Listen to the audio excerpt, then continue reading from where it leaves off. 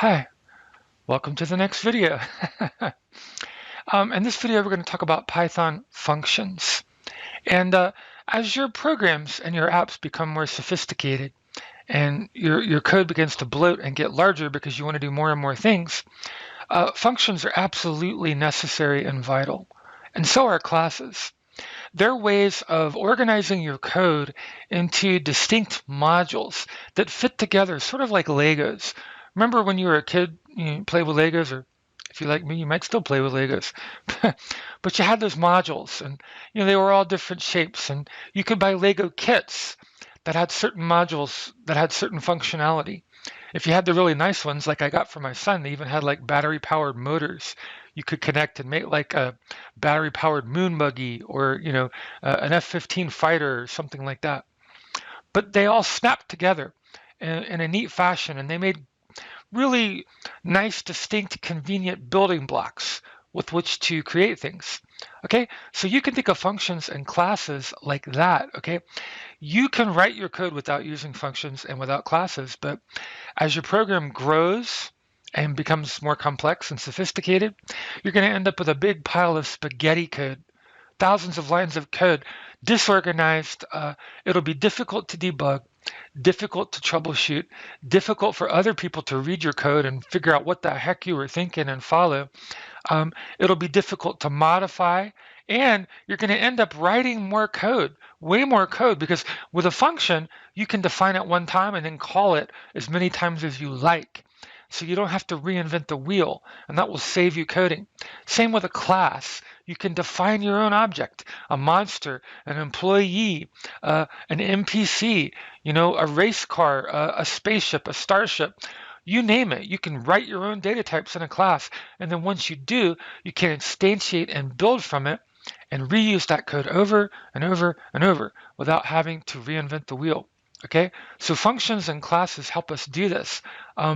And it's going to make your code so much easier to modify. You change something in a function definition, you might call it 1,000 times in the rest of your code, but you just change it at one place and that one time in your method locally in your function, and it's reflected in the code the other 1,000 times that function is being invoked or being called. Okay? Reusing your code, yes, much, much less code, so you can do more with less. And it just, man, I'm really trying to plug this and sell this to you here, to write neat code, modular code. Neat code, good code is modular code. And that is an object-oriented concept from the get-go. Okay, from the foundation that we're building here. Let's think OOP. Let's think object-oriented programming. Like C++ or Java. And yes, even PowerShell is object-oriented. They have functions, classes, inheritance hierarchies, and all those languages.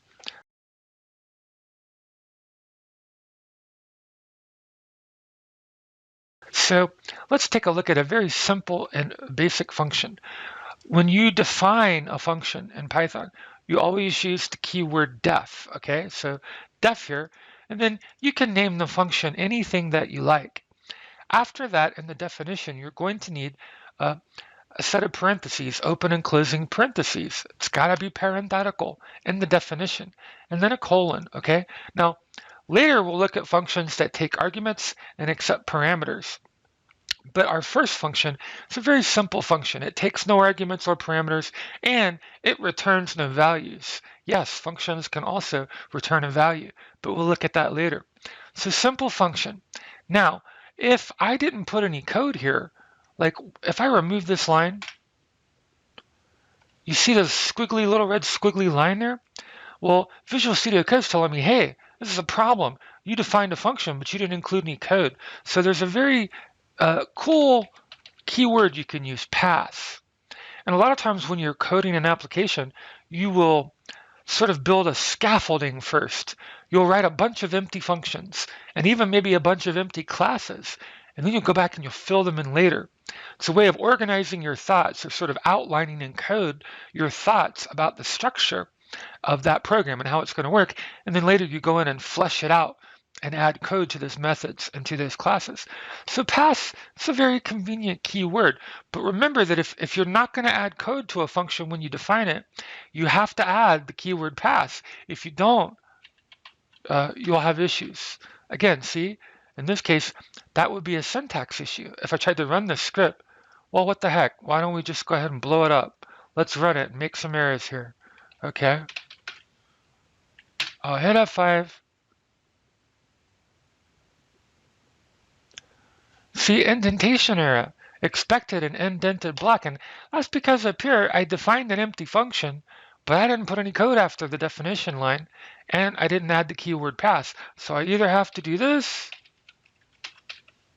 or let's see if I can Control Z all the way back, or I have to add a line of code like so. Okay? Now, you define a function, and this is an empty function with the keyword pass, but when you define it, it's like writing a recipe, okay? Just because you write a recipe doesn't mean you bake the cake. You actually have to follow the recipe and give the recipe resources like eggs and flour and sugar and spices and things like that, and then you get a cake. Well, when you define a function in the definition step, you're just writing a recipe. You're not actually invoking it or calling it. That's a whole other step, and we'll call that invocation, okay, or calling the function or the method. So we're calling the print method here, but to call a function that we ourselves defined, a recipe that we created, we have to use the function name, and in this case, because it takes no arguments or parameters and has no return value, just empty parentheses like this. And of course, the semicolon is optional. That's just me. That's the way I like the Python.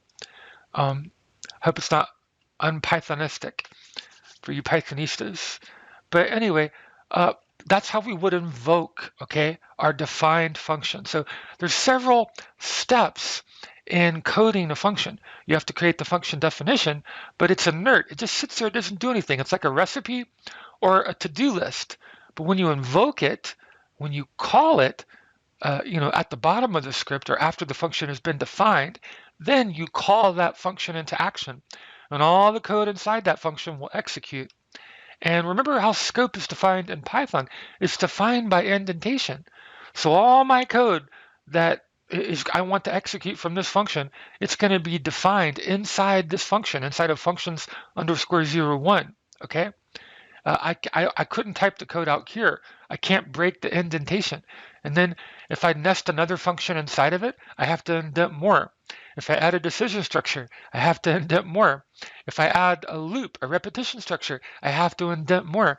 So, unlike C++, unlike Java, unlike PowerShell, unlike just about any other language out there, Python uses indentation to define scope, okay? It uses indentation to define a namespace inside or outside of a function or a child function or a grandchild function, if you want to call it that. So it forces you to write neat code, which is not a bad thing, because I've seen some horrible, sloppy, extremely difficult to follow code out there in other languages. But thanks to the designers of Python, and Python won't let you do that. It works by indentation. If you don't indent it right, it won't work right. And that makes the code more readable and a lot neater when you take a look at it. So let's run our very first simple function. We've defined it, and down here we're going to invoke it and call it. Okay, I'm just going to clear the console here, and I'm going to hit F5 to run it.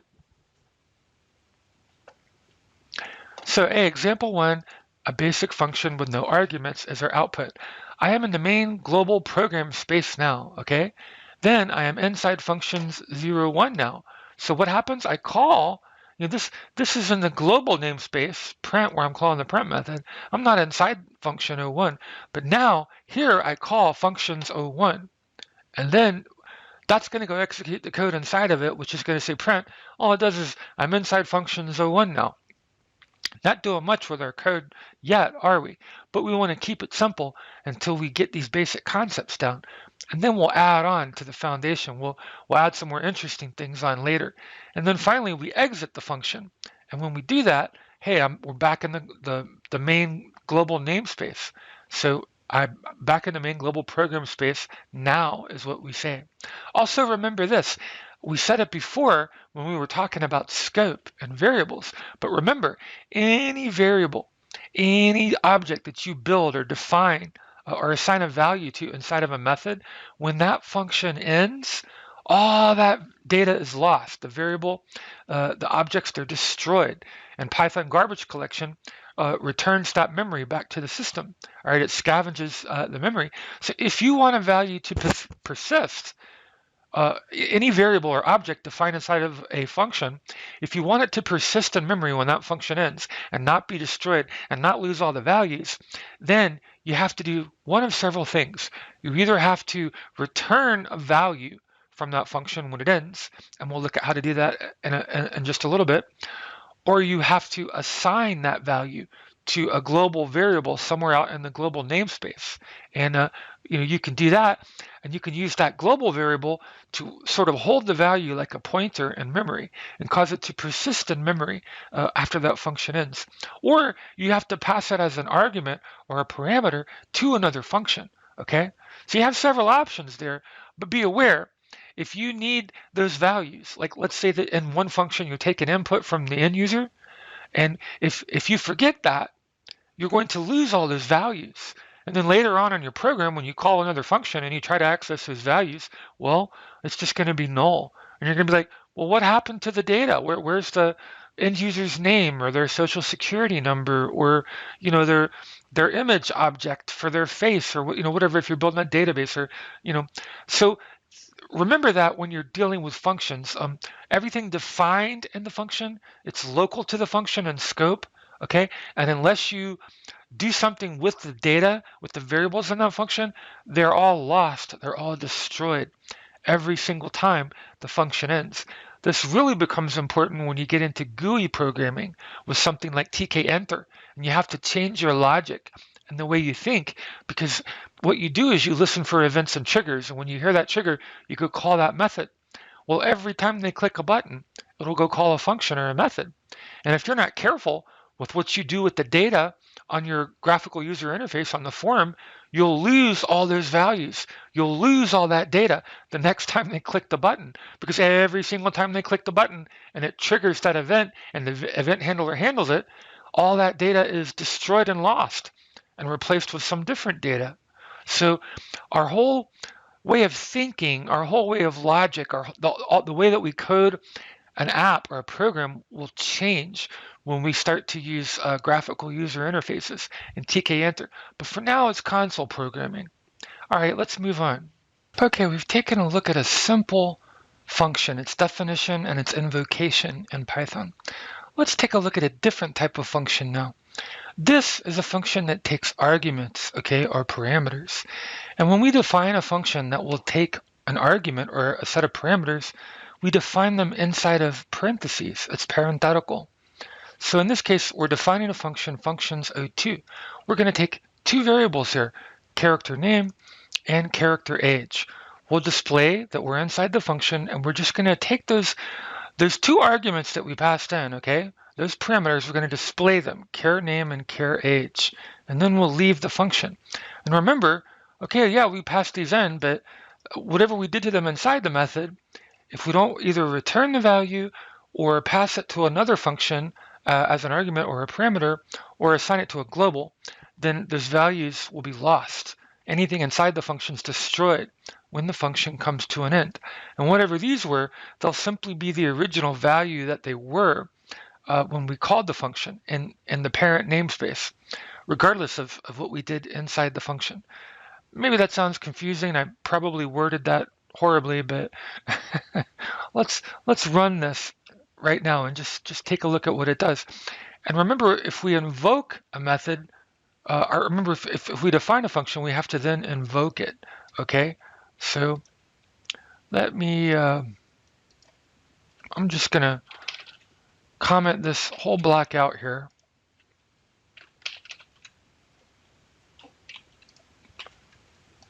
Visual Studio Code's just totally cramping my style, messing me up here, trying to automatically do stuff that I don't want it to, but hey, sometimes too much automation is a bad thing. Anyway, all right, so here we're invoking function2. here we have defined function 2. And notice that I have to pass in 2 arguments. So a name, which is a string value, and an integer, okay? And well, let's not lie about my age there. For now, anyway. So let's run this. I'm going to hit F5. Okay. So I am in the main global program space now, inside functions 02 now. All right. I pass on those arguments. Hello, Carly, Slowly, Germany.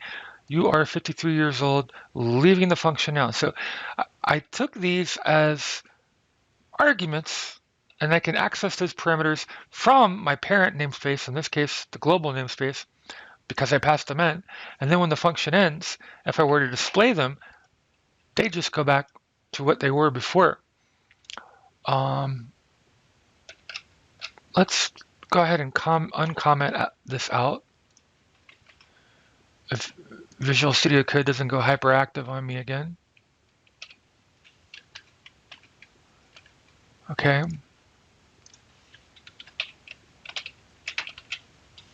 All right. So now we're going to invoke functions 03, but functions 03, functions 02, that just took 2 arguments, okay? We've got 2 parameters, but this is a special function. It takes arguments and parameters like the last one, but you see this keyword return here? That returns a value. So whenever a function hits the keyword return, it returns something. Think of it as a pitcher throwing a baseball. And when you call that function, wherever you invoked it, you need a variable or an object to catch that baseball. So the function hits the return keyword, it terminates the function and returns the value, it pitches, it throws the ball. The catcher over here, the variable, has to catch the return value and do something with it, store it or pass it to another function. Think of it like that. So again, what's different about this function is not only does it take 2 arguments, we pass them in as parameters, but it also returns a value when it's done. And if I had other code down here, blah, blah, blah, blah, it wouldn't execute. Once we hit the return statement, boom.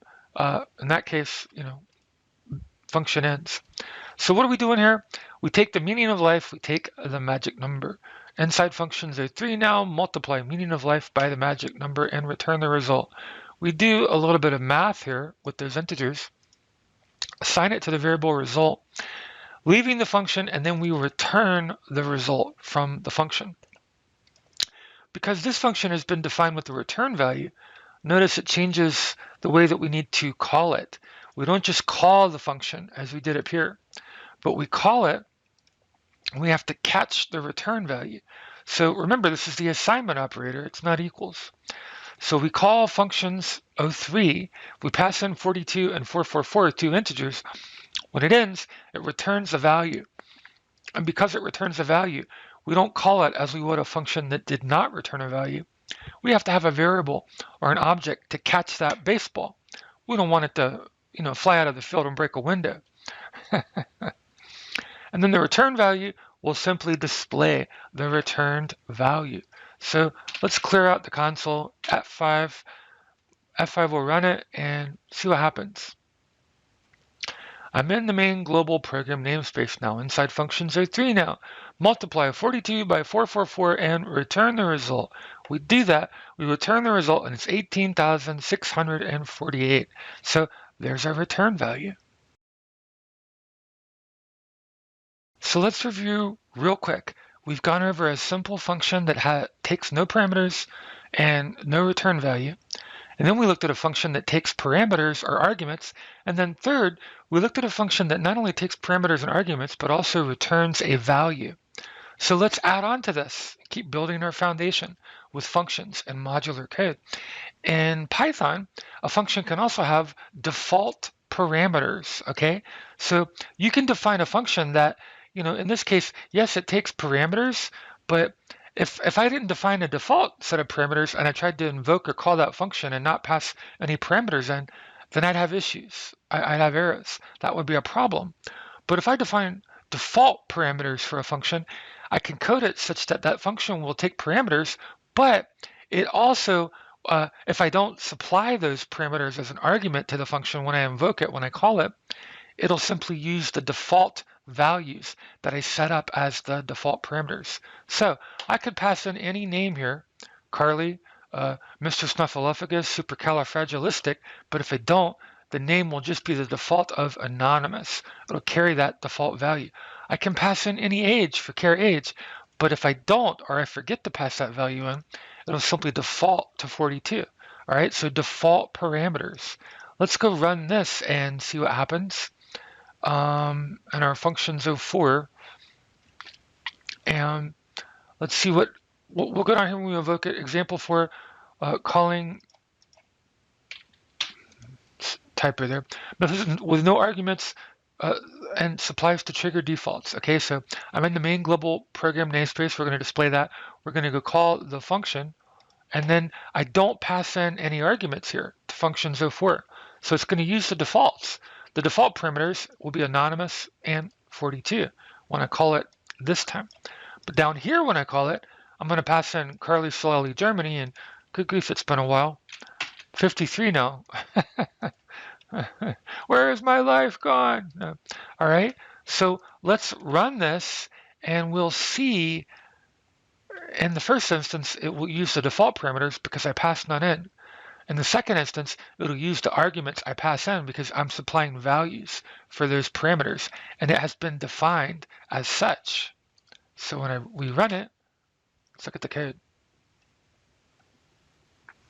Okay, first time, calling methods with, oh my goodness.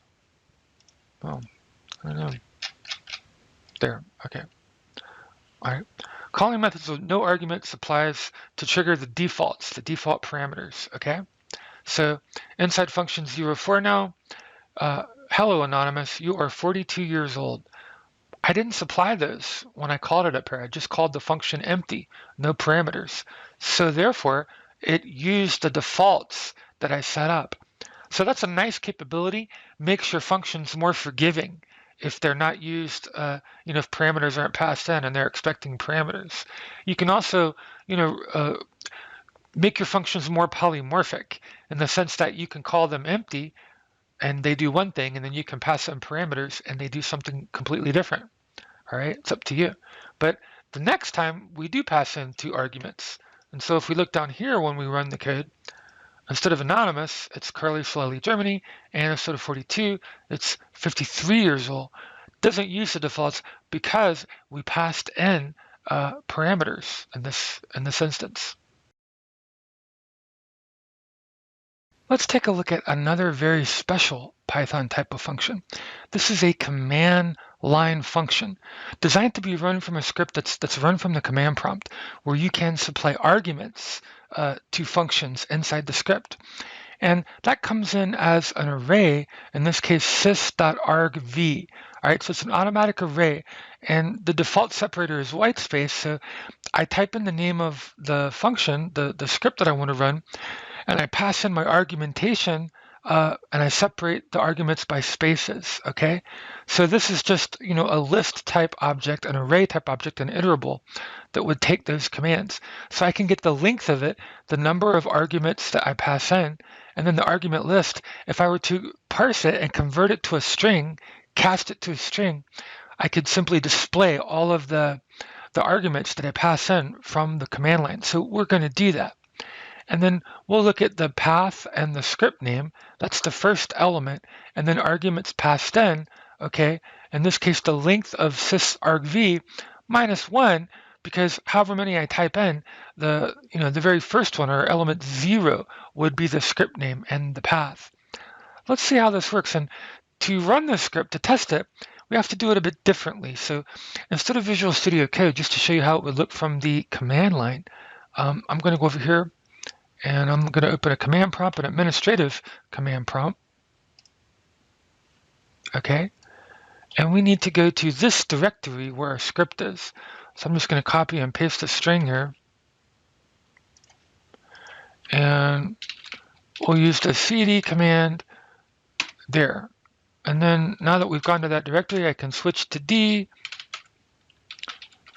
And what we need is this script name here, Python _016 _functions _04.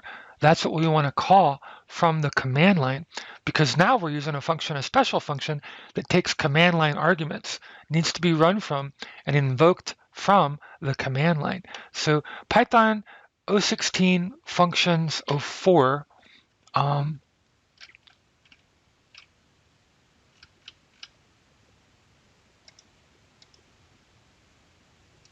right here. I'm just going to copy and paste that. Now that we're in the directory, I just need to use the keyword Python, and you'll need to have added Python to your system path to be able to call it this way, relatively. Otherwise, you're going to have to type an absolute path to wherever your Python interpreter has been installed, wherever Anaconda is. But I've added it to my system path, so I can call it relatively from any directory that I want, because it's right there in my path.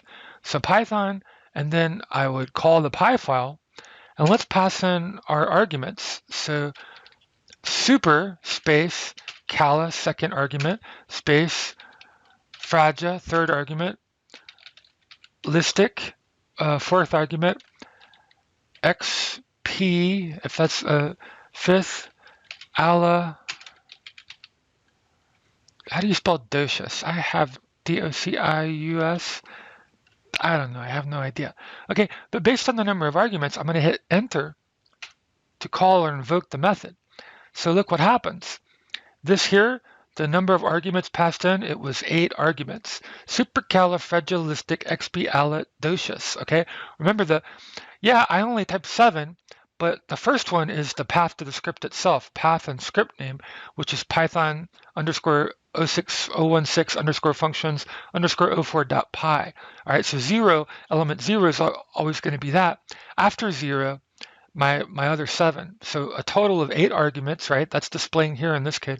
Maybe I can move this to this over here. Here we go. So the length of it, yes, it's 8 arguments. The argument list, if I parse it and typecast it, convert it to a string, it'll display the whole list type array object, right? So element 0 is always the script name, the path, and then supercalifragilisticexpialidocious, okay? So there's 7. Let's break it down. Here's the path and script name, element 0, and then elements 1, 2, 3, 4, 5, 6, 7, supercalifragilisticexpialidocious. We just list the arguments. That's what's happening in this for loop right here, right? For x in range, the length of the command line arguments or parameters that I passed in, and we're just going to display that, the index subscript value, and the value of x. And in this case, we're starting at 1 instead of 0 because we didn't want to start at the default is 0 with range, but we didn't want to because that's the path to the script. The first argument we passed in is actually the second element, which would be indexed with a subscript of 1. So we started range with 1 this time instead of the default of 0 if I hadn't added that argument in. And that's simply what this looks like here. Okay?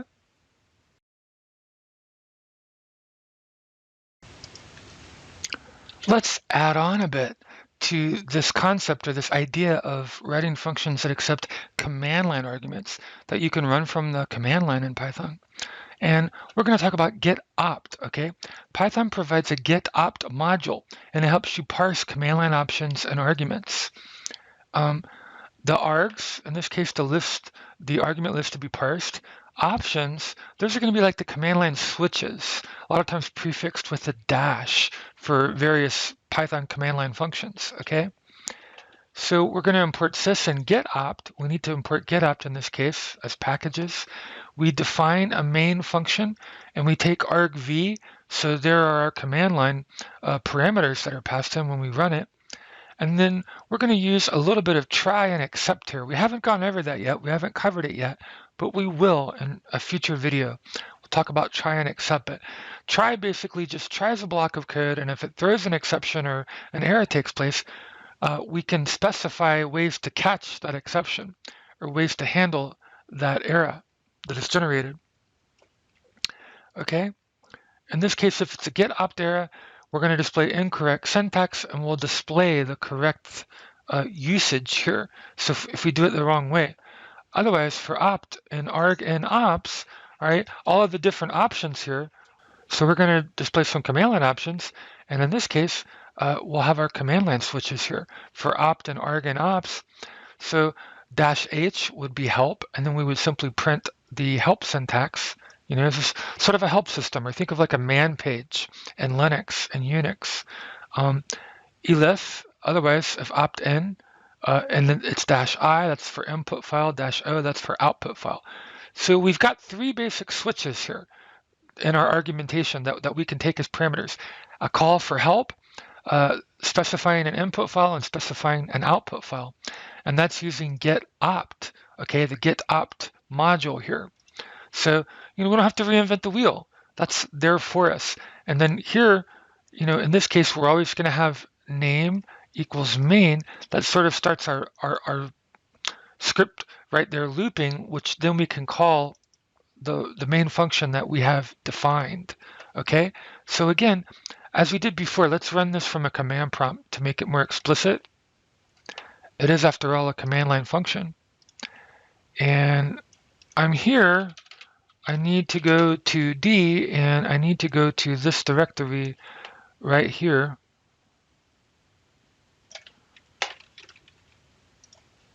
Okay.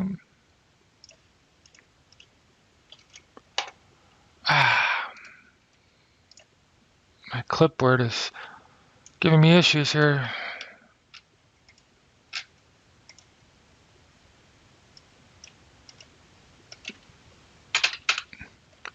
Okay. Let's go from there to here. There we go. Oops.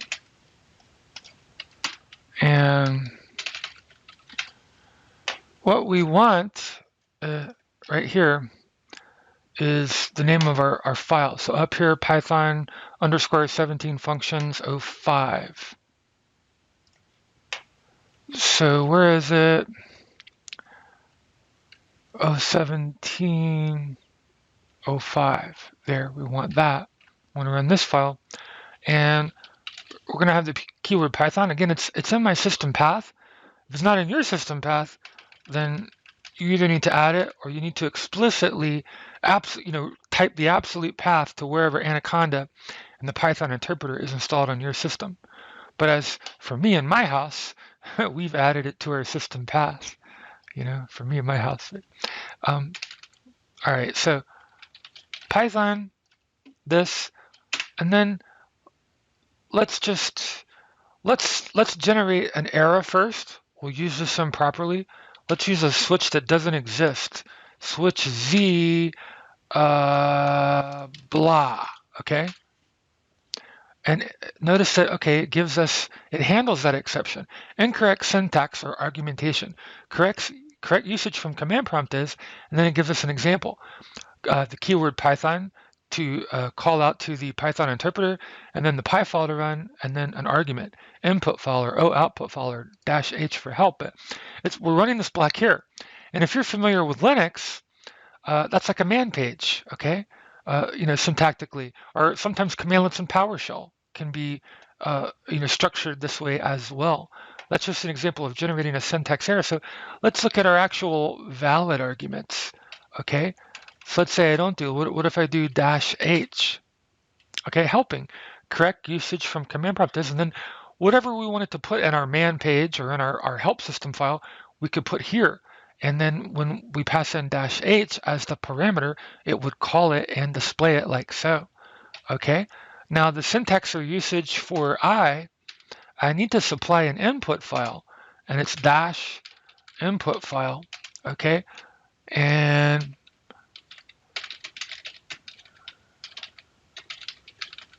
I'm just going to type supercalifragilistic. I'm not going to go with the, oh my gosh, I get messed up just thinking about it, right? Okay, so the input file, the output file, and then remember here, syntactically, the structure that we're looking for is an argument. So we want to pass in just the name of some, if we just used a text file. All right. The input file is input file. And then, okay, so again, syntactically, that's not what we want. Oh, clear up some room there a bit. Okay, so input file, Unicorn Magic, output file Pegasus power. All right, now syntactically, that was correct. We passed in both, we used the right command line switch, and then we passed in a string argument, which it was expecting, okay? It was expecting, in this case, output file. And that's an argument, and that's an argument. And what's our other option here? What if we try this? Okay.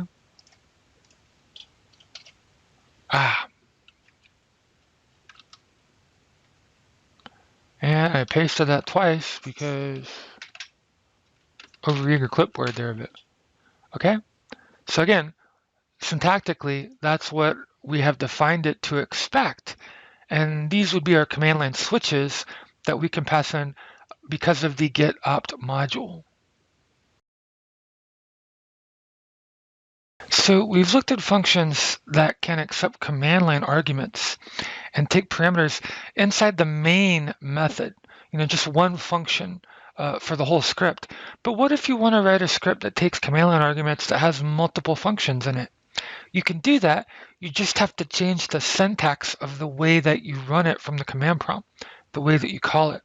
So here we're going to use import sys and getupt. And we have a function, the meaning of life. It just displays the meaning of life is 42. Douglas Adams, right? Hitchhiker's Guide to the Galaxy. What time is it? Just displays the time is 4:44. You are protected. So inside the main method, if we just call this from the command prompt, like a normal function or a simple command line function that only had one function inside of main, code defined inside of main, it's going to run meaning of life.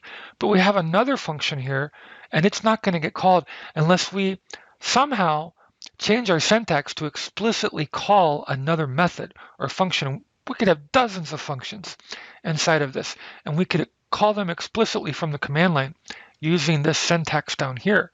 So to get this to work like any other Python command line script, we would just say Python, and then we could call it this way, just the script name. But to call an alternate method, an alternate function from inside that command line script, instead of Python, we would say Python would use the -c option. We're going to get a little bit more intricate or sophisticated in the way we invoke this function. And we would need to import it as though it were a module. In this case, our script, it has a module. And then we would simply call it and use the dot operator to access any function. If we could even add another function here if we wanted to. Let's say we wanted to add,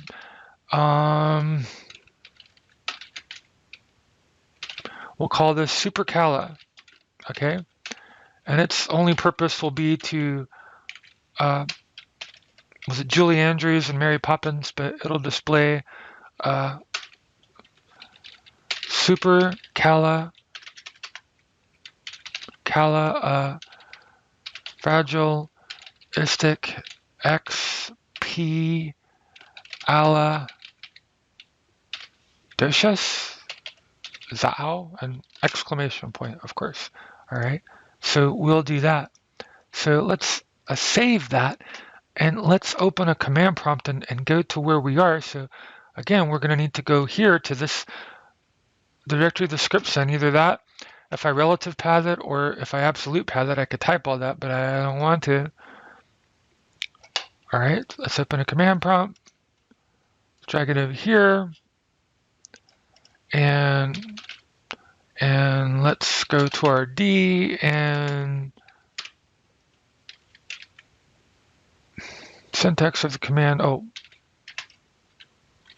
get that symbol off of there. Okay, and so what we want is Python 18 functions 06. So let's go way up here, and here it is, Python 18 functions 06. And if we were to just Python and call that, all right, main automatically invokes or calls the meaning of life up here. And what does that do at the command prompt? It just displays the meaning of life is 42, like so, okay? So now let's explicitly call what time is it. And to do that, it's still going to be Python. And then let's get the name of our file here. And we're going to use the -c option. And in the string here, we need to import our py file as a module, terminate it with a semicolon because it's two statements of code on the same line here. And then we are going to go ahead and let me still have that on my clipboard there. Minus the .py extension, okay, minus that extension, we'll use the dot operator, and we want to say, what time is it? What do we call our method or our function? So what underscore time underscore is underscore it, and then our empty parentheses there, okay? Again, what underscore time underscore is underscore it, yada, yada, yada, yada, yada, yada. Let's see if I get this right or if I get a horrible syntax issue. String in line 1. Python C, import Python. Wait a minute. Messed up here. Importing. Should have taken off my extension. Forgot to take off my extension there as well. Okay, so the name of the file. But so now we want to explicitly scope into what time is it over here. And I'm going to hit enter. Hello, command prompt, wake up. There. All right, so it displays the time is 4:44. Let's say I want to call the next function. What was that? We called it supercala. All right.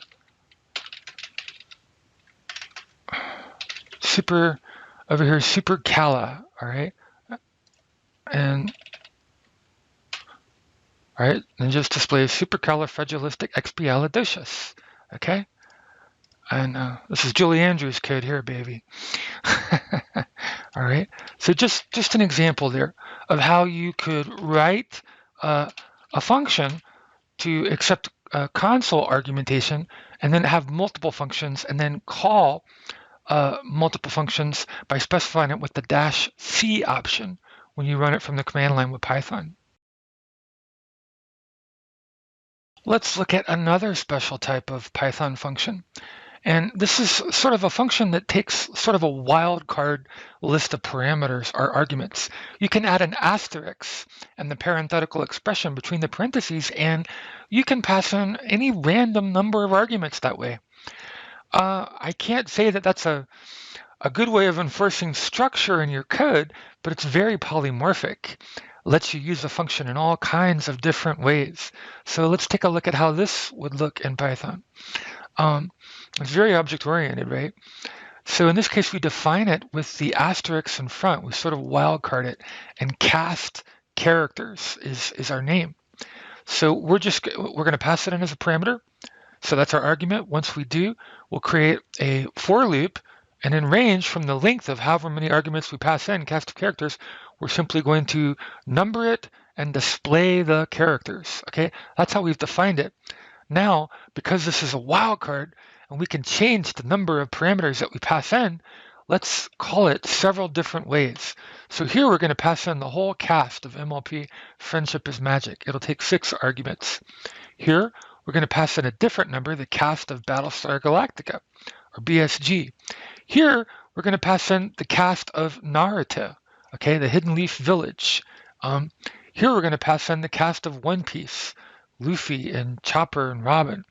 And here we're going to pass in the cast of Star Trek. So all these are a different number of arguments, but it's polymorphic. Our function's totally object-oriented, and it's totally polymorphic because we used an asterisk. We prefixed it with an asterisk, and therefore we can take all different numbers of arguments when we call it or when we invoke it. So let's run this atom bomb of a snippet of code and see what happens.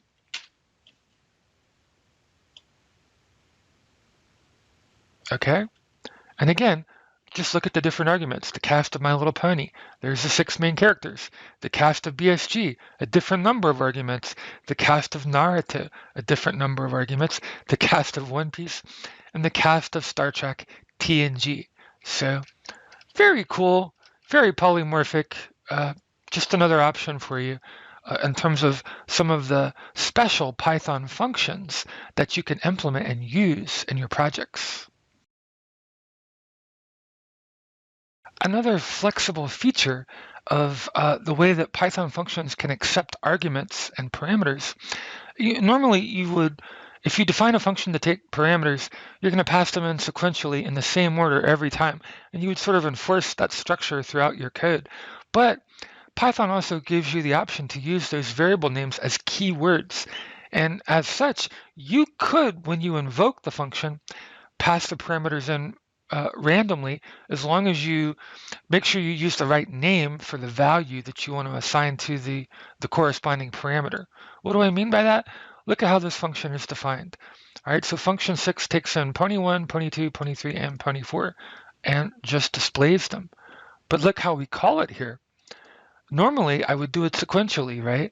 But if I call it this way, if I want to, I can specify the last pony first, and the first pony second, and the third pony third, and the second pony last, all right? Just to show you that you can do that. So if we run this monster code here, this abomination, doesn't really make for easy to follow code, but it's polymorphic. It's object-oriented, right? So it's just an option. Doesn't mean you should use it, but it's an option. See how? Pony 1, 2, 3, 4, not in the order sequentially that we passed them in, but in the way that we specifically assigned a value to the variable by name. Here's another example where I'm passing in parameters in a random fashion. Okay, so notice when I invoke function 6 down here, when I call it, I'm passing in pony 4, then pony 1, then 3, then 2, and then 5. Not sequentially. Well, I've defined the function with an asterisk up here, like I did before, in this case too, which is also the exponent operator, but just to show you that, I can pass in the arguments in some random order. If I run this method, by the way, that asterisk is also a dereference operator, just like in C++ when you're dealing with pointers and references and you dereference things. But Python just sort of hides that functionality from you under the hood, but it's still there. The capability and the language is still there. It's pretty robust language.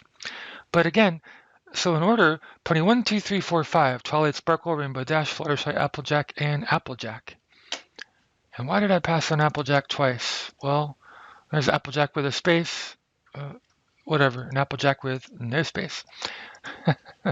Okay.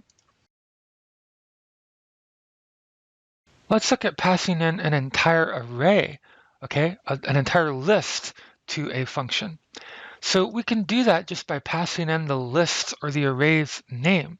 The name of an array, the name of a list, an iterable in Python, as it is with C++ and Java and PowerShell, is a handle, a method of retrieving the entire array and all of its elements.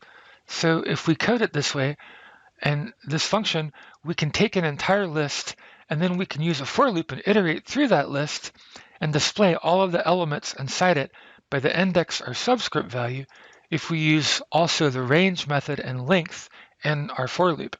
So that's how our function is defined, function that takes an array. When we call it, we pass in some ponies. Well, some ponies is just all of these ponies here, okay?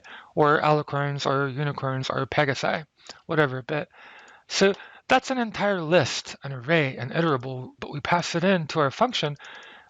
Just the name itself is sort of a pointer to the entire array. And so we can iterate through it and access all of its elements.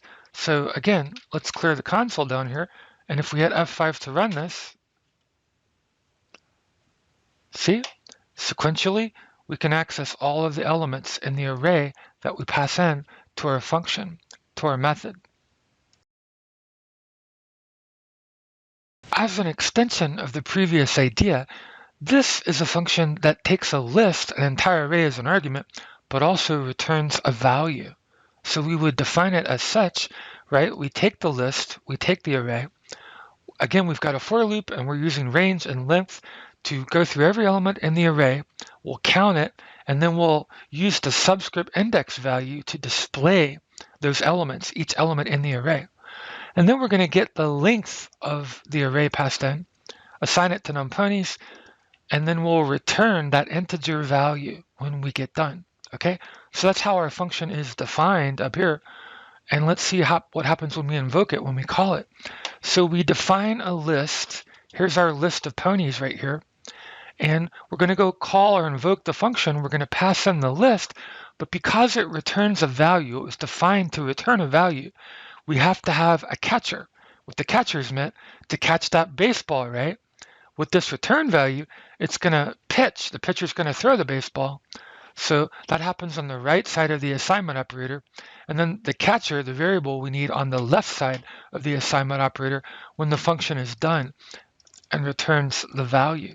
So how does that work? Hit F5, let's see, in the console. And again, we iterate through our lists. We index using the subscript value and range and length along inside the for loop. We display each element, and then we return the value. The length, there were 7 elements in that array, indexed 0 through 6. We assigned it to this variable. We returned it. When we invoked the function, we caught it. Here's our catcher, and now we're just displaying our catcher. The number of ponies is 7. And the last topic we're going to cover in this long exposition on Python functions and all the different kinds and all the different bits and pieces is recursion. All right, recursion is when a function calls itself. So a recursive call, or if a function calls itself recursively, that function will pass itself in as a parameter or argument. So you can do that in Python. You could do that in C++, and you can do that in Java, and you can do that in PowerShell too. But yes, you can do that in Python. And recursion can be an effective means of solving all different types of logic problems, branching off or treeing into different result sets when you're doing mathematics, algorithms, formulas, things like that. So we'll just kind of follow a very short example of recursion. We're going to define a function here, and it's called recursion, because it's calling itself, right? And it takes an argument z. And we're going to display we're inside the function after we invoke it, after we call it, and the argument that we passed in. And we're going to say, look, if z is greater than 0, as long as it's greater than 0, what are we going to do? Result is equal to z plus recursion, z minus 1. So we're inside. In the function definition of recursion, the function literally calls itself. And you got to be careful with recursion because it's easy to create an infinite loop. And you could just run out of memory. Fork bomb, something like that, think like that. But used properly, used carefully, recursion can be a very effective means of solving different types of problems in logic and programming. So the result, so that first call is going to cause recursion to call itself, which again, when it gets down to this part of the code, as long as z is greater than 0, it's going to call itself again, and call itself again, and call itself again. So to make things a little bit more transparent, I included some print statements inside our logic block for our if statement here, and inside of else, and every time recursion gets called. So we're going to invoke our function definition down here outside the function, and we're just going to pass in 3 as our parameter, as our argument, okay? So let's see what happens when we run this. Let's clear the console and give us a little bit more real estate for some output here. I'm going to hit F5 to run it. Okay, so we'll try to step through this code here. Let me pull this down, try to get both on the screen at the same time. Try to get both of these, as much of both of these on the screen at the same time as I can. Oh, look at that. There's a type of recursive. That bugs me.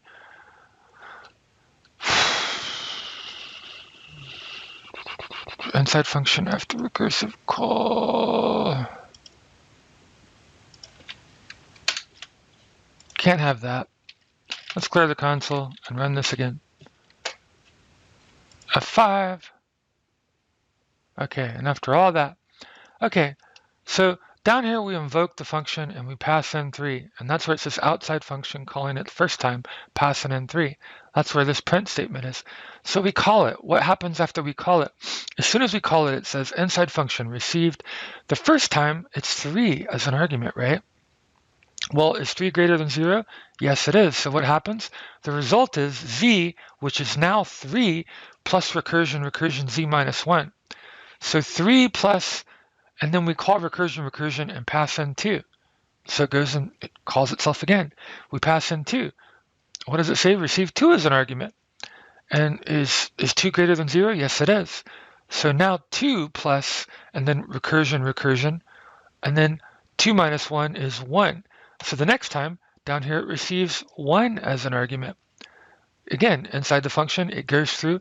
Is 1 greater than 0? Why, yes, it is. So 1 plus, and then recursion minus 0, it passes in 0 as an argument. If we do that, it calls again, and then this time it is 0. Z is equal to 0 on the 4th iteration, or the 4th recursive call. So this block here no longer happens. Now it says inside function reached 0. After it received that 0 as an argument, inside function reached 0. So then our recursive function stops calling itself. And when it's all done with all of that self-reflection, it returns the result. And then the result is, respectively, 6, 3, and 1 as z decreased in that recursive call. Thank you for watching this excessively long video on Python functions.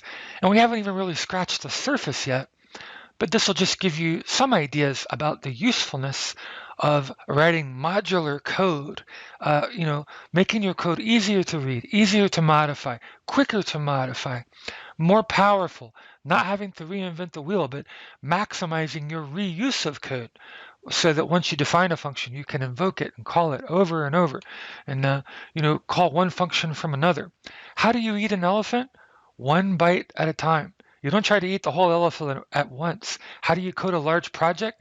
Break it up into lots of smaller modules, code them, and then invoke them one by one.